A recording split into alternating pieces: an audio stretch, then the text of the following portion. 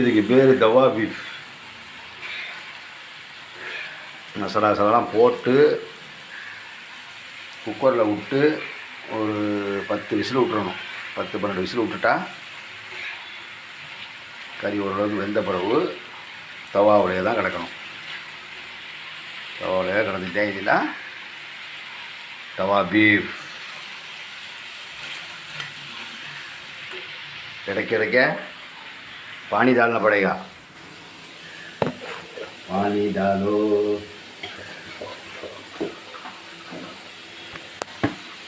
தண்ணி ஊற்ற ஊற்ற நல்லா டேஸ்ட் வரும்.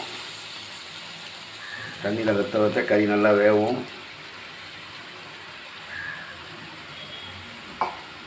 இதில் மெத்தடே தண்ணியில் தான் வேகணும்.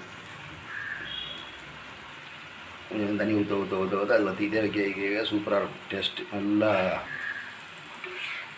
கறியில் மசாலா ஏரியா சலா இருப்பா.